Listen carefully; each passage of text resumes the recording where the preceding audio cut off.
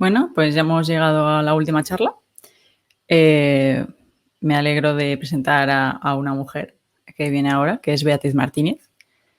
Supongo que la sensación es un poco cuando viajas al extranjero y te encuentras a un español y aunque no tienes nada en común es como, ¡oh, un español!, ¿no? Pero bueno, en general, muy contenta. Espero que haya más representación los siguientes años. Pero ya no solo de mujeres, hablo de razas, bueno, sexualidad, no se va a saber. Te presento. Eres Beatriz Martínez, Engineer Manager en Isovalent. Y nos va a hablar de Next Level en Kubernetes Observability with Hubble, ¿verdad? Muy bien. Pues te dejo. Muchas gracias. Y adelante. Muchas gracias por la introducción. Bueno, pues bienvenidos a todos. Gracias por uniros a esta sesión, la última del día de hoy. Y bueno, pues supongo que si estáis aquí, puede que tengáis algún challenge en vuestros entornos o quizá queréis mejorar la observabilidad y estáis explorando diferentes opciones. Quizá os pique la curiosidad acerca del proyecto Hubble en concreto, o puede ser que hayáis estado oyendo mucho hablar últimamente de DBPF, ¿no? ¿Qué es esto? Y queréis aprender un poco más sobre el tema o incluso cómo podréis aplicarlo vosotros de forma práctica. Bueno, pues espero que a todos los que estáis aquí hoy esta charla os pueda dar respuestas y bueno, vamos a empezar. Me he introducido y muchas gracias por la introducción, pero voy a hablar un poquito de quién soy. Soy Beatriz, llevo en el mundo cloud dedicándome a esto unos 10 años. Empecé mi andadura en IBM, dedicando pues entornos enterprise, servicios de Kubernetes, containers as a service. Y bueno, pues irá como un añito y unos meses ya que pasé de IBM, la abejita que veis ahí, que es la de IBM, a Isovalent. Siempre me ha gustado mucho de las nuevas tecnologías y cada vez que oía hablar de algo nuevo, pues me gustaba pues, probarlo, testearlo y ver si lo podía aplicar en mi día a día en el trabajo. Y así fue como empecé a conocer eBPF, que fue lo que me llevó a hacer este cambio, ¿no? De la abejita de IBM a, veis ahí, es la mascota de eBPF, de BPF, que se llama IBI. Y bueno, pues muy contenta con el cambio. Estoy en Isovalent, es una empresa que se dedica a la seguridad y el networking. Está construyendo el proyecto del que vengo a hablar un poco hoy, Hubble, así como también Cilium. Y sin más dilación, bueno, vamos a ver de qué vamos a hablar un poquito en la sesión de hoy. Voy a empezar hablando del concepto de observabilidad. Y es que cada uno de nosotros, probablemente, cuando piense en observabilidad o en tener visibilidad de lo que está ocurriendo en nuestros entornos, tenga un punto de vista acorde a las necesidades específicas que tenemos en nuestro día a día, pero ese puede cambiar dependiendo del rol que juguemos o cómo sea nuestra interacción con los entornos cloud o con las clases de Kubernetes. Luego, dado que Hubble se basa en esa tecnología para ofrecer observabilidad, voy a hacer un overview de eBPF, una pequeña introducción desde cómo surgió, para que todos podamos entender por qué es una buena aproximación utilizar eBPF cuando estamos hablando de observabilidad y cómo la está utilizando Hubble. Luego haremos una breve introducción, Cilium Hubble, para que sepamos qué aspectos se utilizan o cómo están ligados. Y por último ya nos vamos a meter de lleno en Hubble, cómo utiliza eBPF para ofrecernos todas las capacidades.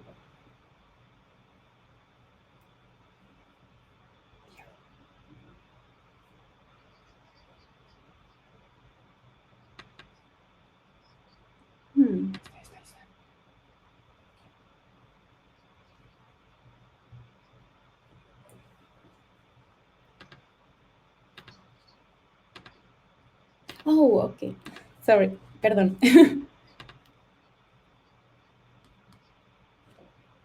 A ver. Ok, bueno, seguimos, lo siento. Estaba compartiendo otra pantalla. Sí, bueno, estábamos con la agenda de hoy. Entonces, vamos a ver, sí, una introducción de luego ya el punto de vista de Hubble en concreto. Entonces, desde por qué utilizamos EDPF y luego vamos a ver en más detalle los componentes que lo forman, cómo se relacionan entre ellos y algún caso de uso.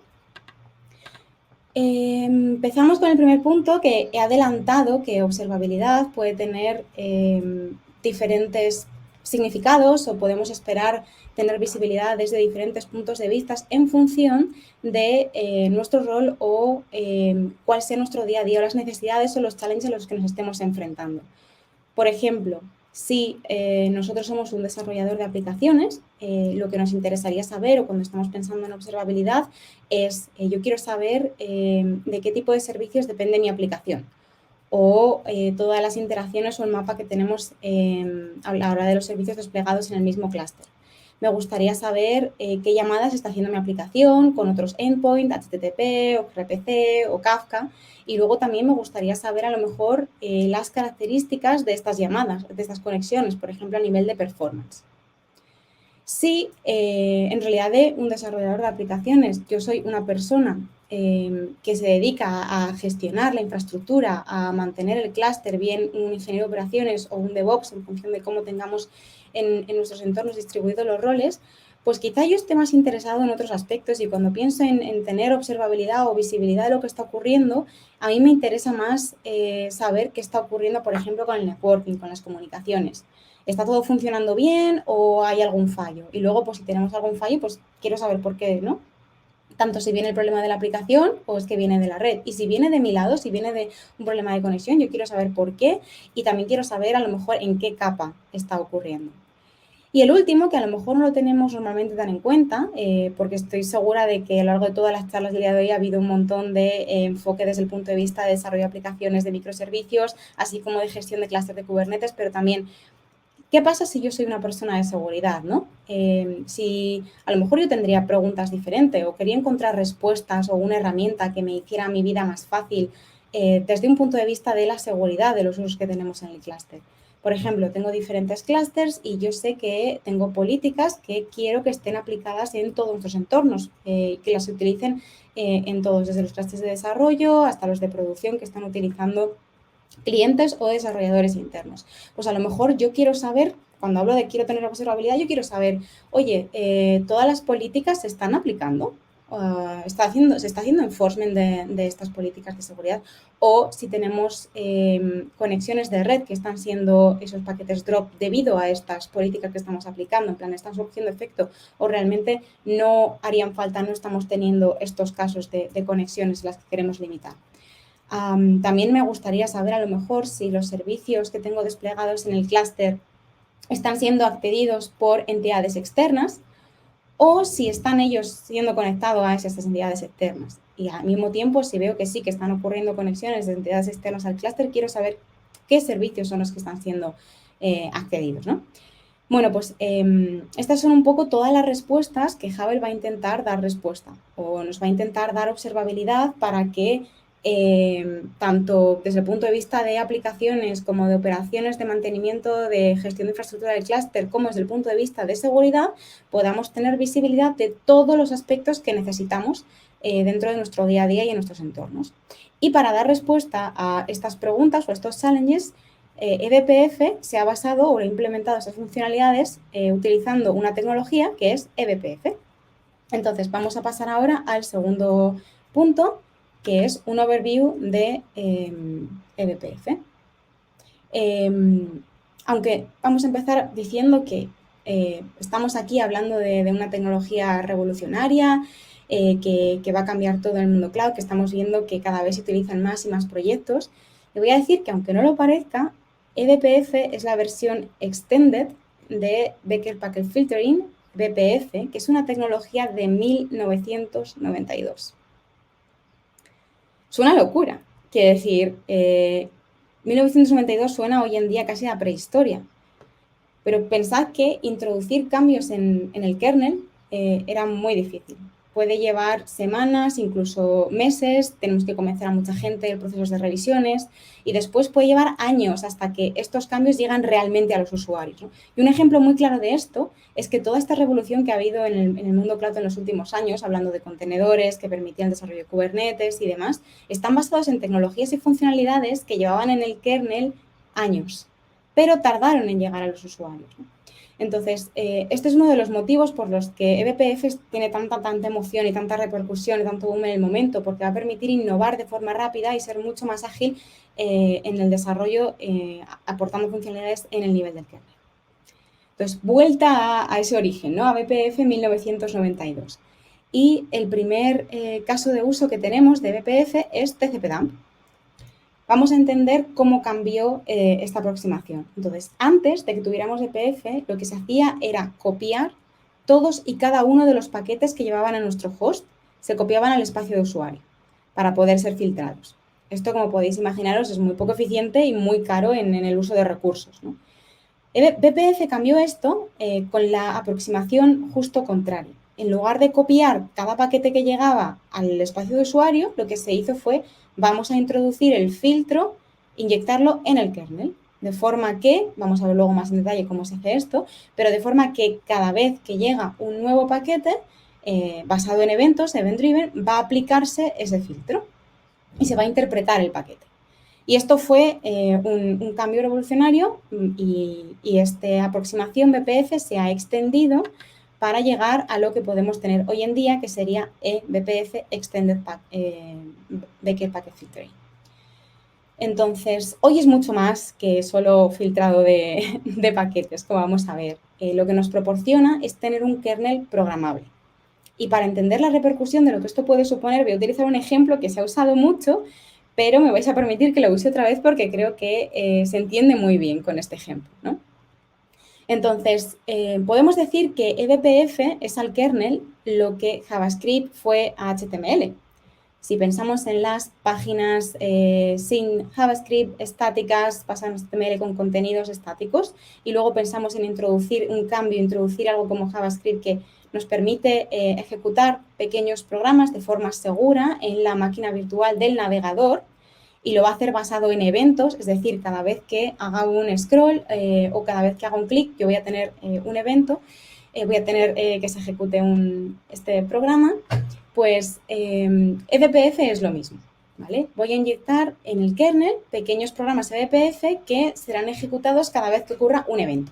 ¿Y qué significa cada vez que ocurra un evento? ¿Cuándo puede ocurrir esto? Bueno, pues cada vez que haya una entrada escritura en el disco, cada vez que llegue un nuevo paquete, cada vez que haya una nueva llamada al sistema, cada vez que haya un TCP Connect, infinidad de eventos, ¿vale? Entonces, ¿cómo podemos escribir nuestros propios programas? Hay, por supuesto, frameworks disponibles que nos van a ayudar, como pues, BCC, BPF-Trace.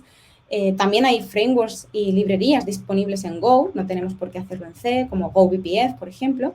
En el ejemplo, el flujo que veis en el slide, en este caso pues lo haríamos con C. Entonces, el primer paso sería compilarlo a bytecode y luego lo cargaríamos en el kernel. Hay varias opciones, de nuevo, y hay librerías que nos ayudarían a hacer esto de forma transparente, pero podríamos utilizar, en este caso, por ejemplo, TC.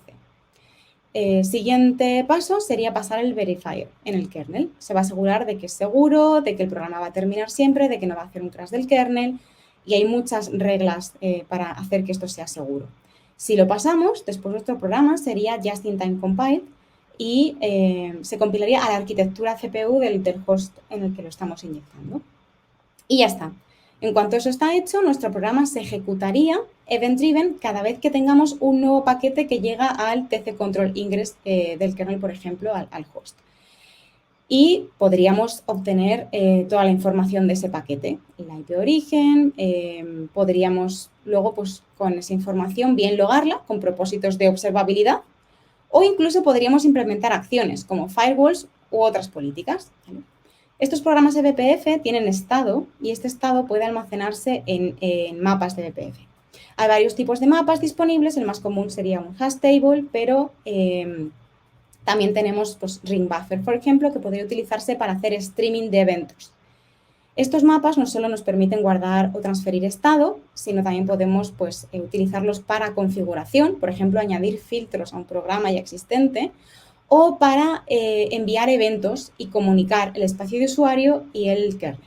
Entonces, sería una forma de enviar eventos desde nuestro programa de BPF al espacio de usuario.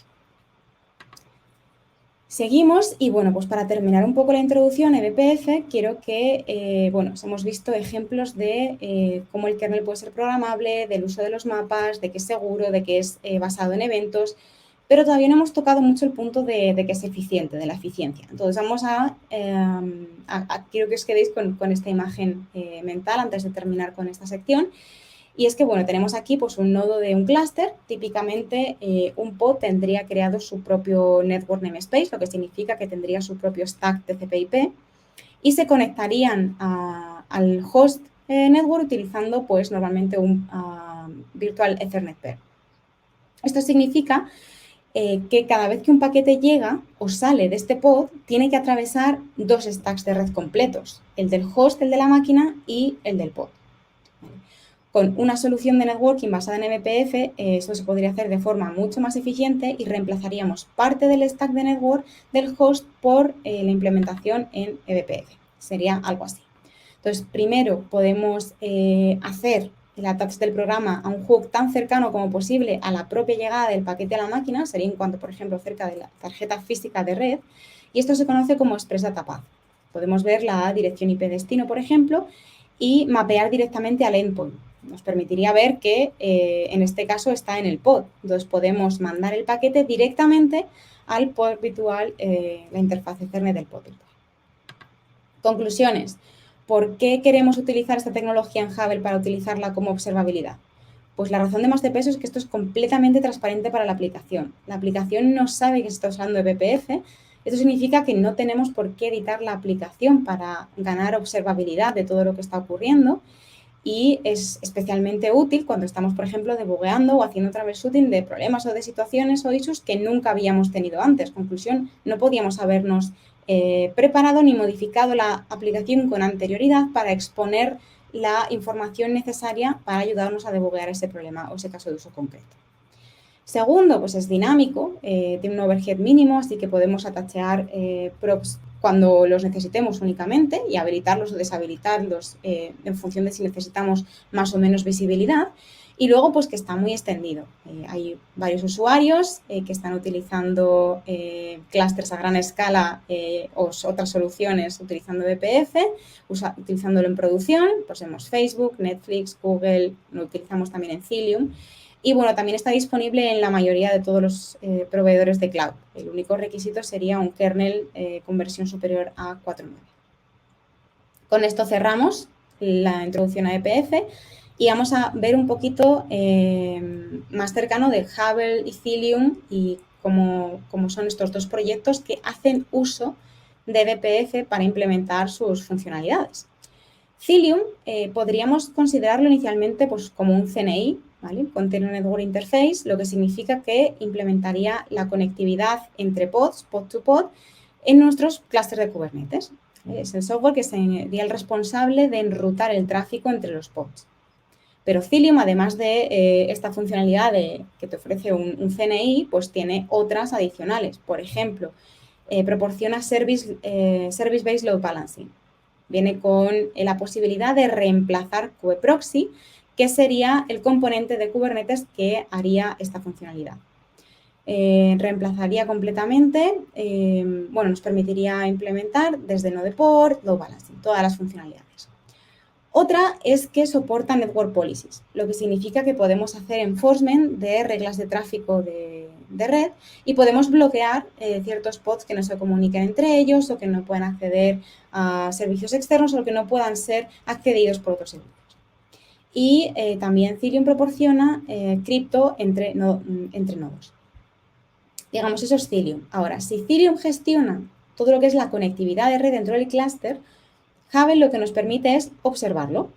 Entonces, sería la capa de Cilium que proporciona observabilidad tanto de red como de seguridad. Puede producir o nos puede proporcionar cosas como los mapas de dependencia de servicios, que hemos mencionado un poco antes. También proporciona un API para troubleshooting, si lo queremos hacer debuguear más profundo o ver qué es lo que está pasando en nuestro clúster en tiempo real. Y luego también pues, tiene mecanismos para obtener y proporcionar métricas y monitorización con toda esta información que estamos viendo. Entonces, funcionalidades o visibilidad y más metadatos que extrae Cilium muchas veces están específicamente pensados para que Hubble pueda luego hacer uso de ellos y proporcionar esta visibilidad. Entonces, pues podemos extenderlo, añadir más datos, más metadatos. Vamos a ver ahora qué tipo de información tendríamos acceso Y cabe destacar que hemos estado hablando de Cilium y Hubble, pero desde la release, creo que 1.8, han dejado de ser entidades separadas, están integradas, y cuando despleguemos dentro de nuestro agente, vamos a encontrar la agente de Cilium, vamos a encontrar Hubble integrado. Se ha incorporado también Hubble Relay, luego veremos más componentes en concreto, que lo que nos va a permitir es poder tener visibilidad de todo el clúster. Cluster-wide troubleshooting con este API. Bueno, pues vamos a movernos ahora a Hubble, que es lo que vamos a ver en la charla de hoy. Entonces, ¿cómo Hubble utiliza eBPF? Como hemos mencionado, Cilium y Hubble ahora están integrados y los dos formarían parte del mismo proceso en el espacio de usuario, en el User Space. Y sería el responsable de submitir programas eBPF al kernel para implementar todas estas funcionalidades que hemos mencionado en la sección anterior. Entonces, Cilium va a ser el que haga attach de estos programas eBPF todos los pods del clúster que están en el mismo sistema o en el mismo nodo. Vamos a tener un agente de Cilium en cada uno de los nodos. Y se va a suscribir también al API de Kubernetes para estar informado de todos los recursos de Kubernetes, los pods existentes, servicios, nodos que se han añadido al clúster, las políticas de red que Cilium tiene que hacer enforcement, ¿vale? Va a tomar toda esta información del API de Kubernetes y la va a escribir en mapas de eBPF, que entonces pueda ser accedido por nuestro eBPF Datapath. Si un pod se quiere conectar a otro pod dentro del mismo nodo o a entidades en un nodo remoto, tendría que ir a través de este eBPF Datapath. Cogería entonces la conexión entrante y haría un inspect de ese paquete. Verá si tiene que hacer load balancing, si tiene que acceder a mapas para hacer, por ejemplo, pues, servicios de frontend, de backend. E incluso podríamos reescribir ese paquete y podríamos anotar las identidades que está chequeando, la dirección IP origen o destino, y verificar si son reconocidas, lo cual es especialmente importante si queremos hacer enforcement de estas políticas.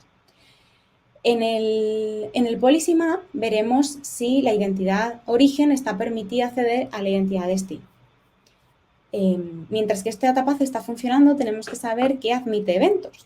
Entonces, en ciertos puntos del código, estos eventos vamos a añadirlos a otro mapa, en este caso va a ser de tipo ring buffer, que nos va a permitir hacer streaming de todos estos eventos y luego la instancia de Hubble que está corriendo dentro del agente podría leerlos y podría obtenerlos. Entonces, Hubble recolectaría todos estos eventos y los almacenaría en un buffer.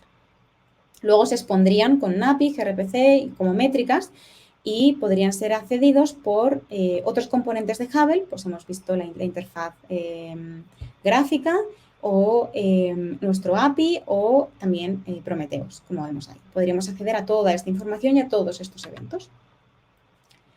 Pero vamos a ver un poco más en detalle los tres componentes que he mencionado, ¿no? La interfaz gráfica, el CLI y las métricas. Hubble UI nos provee pues, los mapas de dependencia de servicios para entender cómo están interconectados o qué servicios se hablan con cuál. También podríamos ver todos los flujos y observar los que están, el tráfico que está permitido dentro de las políticas y, por supuesto, podríamos aplicar filtros, ¿vale? No solo, pues a lo mejor queremos ver todo lo que está ocurriendo, sino queremos ver un subconjunto de esos flujos, esas comunicaciones que están ocurriendo dentro del clúster. También podría mostrarnos, como he dicho, pues las network policies que están aplicadas. Y luego tenemos nuestro Hubble CLI, el Common Line Interface, que está más indicada cuando queremos hacer troubleshooting un poco más avanzado. Nos mostraría todos los detalles que están disponibles en los flujos y, bueno, también podríamos filtrar la salida de forma bastante extensiva. Hay algunos filtros implementados que ya estarían disponibles y, bueno, pues tenemos la salida en formato JSON, que incluso podríamos utilizarlo para hacer scripting con la información.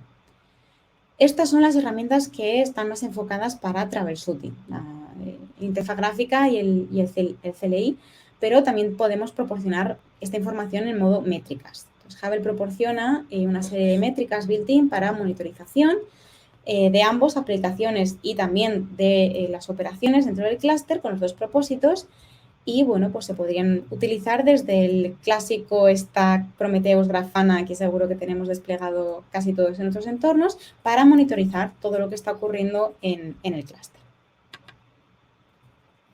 Vamos ahora a ver en más detalle qué nos ofrece el API de Hubble. Entonces, proporciona acceso a los flujos recientes que están ocurriendo en nuestro clúster. Podríamos, por ejemplo, decir, dame los últimos 10 eventos o los últimos X, ¿no? Creo que por defecto tenemos 4.000 eventos almacenados en cada nodo. Este parámetro es configurable y pues lo podemos adaptar a nuestras necesidades.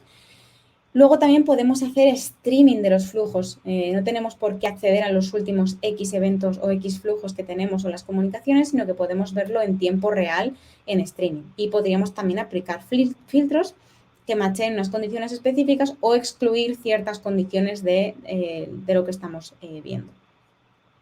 Tenemos también, como he mencionado, el Hubble Relay, que es un componente que nos permitiría tener acceso no solo a toda la información que esté ocurriendo en cada nodo, sino en todos los nodos del clúster, ¿no? Cluster-wide Visibility. Entonces, si nosotros aplicamos un filtro con nuestra API, el Hubble Relay sería el componente que haría el push-down de estos filtros a todos y cada uno de los nodos, asegurando que podamos encontrar todos los flujos que queramos filtrar y tener visibilidad de todo lo que esté ocurriendo en el clúster. Esta API, como hemos mencionado, la utilizaría tanto el CLI como nuestra UI. Vamos con la última sección, vamos a ver un poco más en detalle Hubble y vamos a ver en detalle lo que nos ofrecería el API. Podéis ver aquí que, bueno, pues toda la información que estaría disponible en este endpoint, en este API, también para exponer como métricas. Tendríamos información que viene directamente del datapath de BPF, pues como por ejemplo toda la información, todos los metadatos que pueden estar incluidos en los flujos, cabeceras de Ethernet, cabeceras de IP, también flags, TCP. También tendríamos información, pues HTTP o tráfico DNS. Esto, pues, desde el punto de vista de la información que tendríamos de BPF, ¿no? También tenemos información de Kubernetes. Podríamos correlar toda esta información con los nombres de los pods, podemos utilizar las etiquetas, los namespaces, los nombres de los servicios, los nombres de los nodos worker y, bueno, si está disponible para hacer más, también los nombres de dominio. Podríamos mostrar los nombres de dominio del origen y del destino del flujo o del evento del servicio que estamos viendo en el momento. También tendríamos la información disponible por Cilium. Nosotros hablamos de identidades de seguridad o los motivos, las razones por las que los paquetes están siendo dropped o las decisiones de los veredictos de las políticas. En esta captura de pantalla veis cómo el CLI, pues tenemos un ejemplo con 4 pods. Por cierto, esta captura está robada de la guía de Getting Started de Cilium, si queréis echarle un vistazo más en detalle. Y veremos que podemos utilizar del CLI el comando Hubble Observe. Nos permitirá filtrar por etiqueta, en este caso, pues la etiqueta concreta de esa clase, y veremos todos los eventos que se originen desde pods que tengan el match de esa label. Y lo estamos invocando además y lo vemos en modo flow. Esto significa que vamos a ver todos los eventos en tiempo real. En este ejemplo vemos que el pod está accediendo a Core DNS para hacer un DNS lookup en el puerto 53, tráfico UDP. Después vemos que hay un request de HTTPS a una entidad externa. Parece ser que aparentemente está intentando acceder a Disney. Después vemos toda la conexión, incluyendo el shutdown. Y finalmente vamos a ver que parece como que el pod está intentando acceder, pero no está permitido. ¿Qué es lo que está ocurriendo aquí? Bueno, pues en Cilium, históricamente desde el origen del proyecto hemos utilizado el tema Star Wars para todo lo que es documentación, demos y ejemplos. Y bueno, pues lo que está ocurriendo en este caso es que los rebeldes están intentando... el pod está gestionado por los rebeldes y están intentando acceder a la Estrella de la Muerte, gestionada por el Imperio, pero el Imperio ha instalado una política que no permite este flujo. Entonces, Hubble lo que está haciendo es informarnos de esto. Casi la última slide. No hemos hecho mucho hincapié en capa 7, nos hemos estado centrando en eBPF y en la información del datapath, pero Hubble puede ofrecernos más, nos puede proporcionar, si lo configuramos, visibilidad de capa 7. También podemos ver pues, más detalles incluso. ¿Cómo funcionaría esto? Bueno, pues lo que tendríamos que hacer con Cilium es añadir una anotación a nuestro pod. En este caso, que veis ahí el ejemplo, estamos añadiendo una anotación para habilitar la visibilidad y estamos interesados en tráfico HTTP saliente puerto 80. ¿Vale? Tan pronto como añadamos esta anotación, Cilium, de forma transparente a nosotros, va a insertar, digamos, un proxy entre el pod y los endpoints salientes. Y esto a Hubble en concreto lo que le va a permitir es observar todos los metadatos emitidos por ese proxy. Tenemos soporte de HTTP, DNS, TLS, Kafka, ¿vale? Pero el proxy de Envoy puede extenderse tanto como queramos con diferentes protocolos y Hubble después podría acceder a toda esta información y a todos estos metadatos. Como vemos en la captura, estamos utilizando el CLI para filtrar tráfico que venga desde ese pod, ¿vale? Y solo queremos ver en este caso, por ejemplo, respuestas HTTP de estado 200 y estamos seleccionando tener la salida en formato JSON. Lo que me permite es que utilizando JQ podemos filtrar y estaríamos en este caso filtrando por únicamente información de capa 7, todos los metadatos de que Hubble tendría acceso habilitando únicamente esta anotación, ¿vale? Vemos cosas como, por ejemplo, la latencia y también detalles como qué URL está siendo accedida o la cabecera HTTP. Y en este caso vimos que el request se hizo desde Concur, ¿vale? Toda esta información que yo estoy teniendo de mi aplicación, únicamente añadiendo esa anotación, ¿vale? Sin tener que instrumentarla o añadir esta lógica de antemano. Última slide, hemos mencionado el Hubble CLI para troubleshooting y más, y hemos dicho que también podemos acceder a toda esta información y exponerla en forma de métricas. Pues Hubble ofrece toda esta visibilidad en formato de métricas, en un endpoint, está basado en el formato OpenMetrics y Hubble expone este endpoint que puede ser scrapeado por Prometheus, por ejemplo. Pues hay muchísimas métricas built-in, sería imposible mencionarlas todas, pero para que nos hagamos una idea, pues tenemos métricas HTTP, toda la información que he mencionado en el slide anterior de visibilidad de capa 7 con los tiempos de respuesta, desde dónde se están haciendo las queries y demás. Todo esto estaría también disponible y puede ser expuesto en formato métricas si queremos hacer scrape de ello. Métricas para DNS, request and responses, ofrece métricas para TCP, flags también, tenemos métricas CMP, bueno, y muchas más. Entonces, también hay disponibles dashboards para importar, si los queréis importar directamente en vuestros Grafana y poder hacer uso de estos ejemplos y de todas estas métricas. Y bueno, es muy flexible desde el punto de vista que se puede habilitar métrica a métrica. Y también he de decir que es bastante fácil y sencillo escribir y añadir nuevas métricas si se quiere. Es muy customizable y podríamos extenderlo. Bueno, pues hasta aquí la introducción a Hubble desde el punto de vista de observabilidad. Espero que hayáis encontrado respuesta a lo que habéis venido buscando en la charla. Muchas gracias por atender. Yo solo quiero decir, bueno, si os queréis unir a la comunidad, he dejado dos links. Cilium.io podéis encontrar tanto el link para uniros a nuestro Slack y otra información que tenemos disponibles. Hay sesiones cada viernes si queréis aprender más sobre esto en el Eco Livestream. También he dejado el link de ebpf.io si queréis profundizar en eBPF y cómo podéis hacer uso de esta tecnología. Como hemos visto, pues son todo proyectos open source, estáis más que invitados a contribuir y bueno, pues si queréis probarlo en vuestros entornos, he dejado también el link a la documentación. Muchas gracias. Bueno, Beatriz, ha sido muy interesante, ya hemos llegado al final del día y tienes un par de preguntas, las hago. Muy bien. Nos preguntas desde el chat, ¿cuál es la diferencia entre Hubble y Nagios? Entre Hubble y Nagios. No tiene, o sea, Nagios es una solución de monitorización tradicional, muy tradicional. Más bien podríamos comparar quizá Nagios con Prometheus, el sistema tradicional que nos permite monitorizar. Tendríamos que instrumentar nuestras aplicaciones o obtener esas métricas y luego pues obtendríamos toda la información y observabilidad. Hubble lo que nos permite es tener observabilidad a otro nivel completamente diferente sin tener que instrumentar nuestras aplicaciones o decidir de antemano qué información yo voy a querer disponer de ella.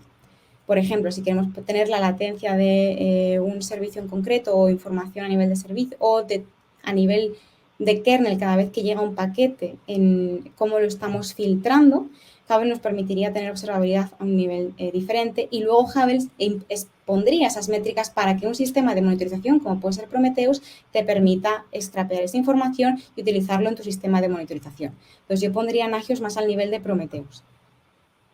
Genial. Supongo que habrá respondido a la pregunta. Otra es, ¿puedes contar un poco más cómo ayuda a crear mapas de servicios, Hubble? Sí, los mapas de servicios, había un slide, no me ha dado tiempo a hablar en detalle del UI. Vale, aquí se ve en chiquitito el Hubble UI. Los mapas de servicios al final lo que nos dicen es qué servicios están siendo accedidos con cuáles. Entonces nosotros podemos visualizar de forma gráfica en esta dashboard nuestros servicios dentro del clúster con cuáles están comunicando, desde dónde están llegando requests. Por ejemplo, tenemos un frontend que está accediendo a un servicio de la base de datos o a un backend o a varios backends y luego está haciendo servicio, pues, no sé, desde otro clúster. Esto es lo que nos pintaría el mapa de servicios. ¿Cómo Hubble pinta estos mapas? Con toda la información que está obteniendo de todos los puntos que hemos hablado. Obtiene información del datapath a nivel de qué requests están llegando paquete a paquete. Cuando está aplicando políticas de seguridad, nosotros vemos si está haciendo drops de esos paquetes porque la política no permite que eso suceda, entonces lo veríamos también representado. Ese servicio está intentando acceder, pero no se le está permitiendo.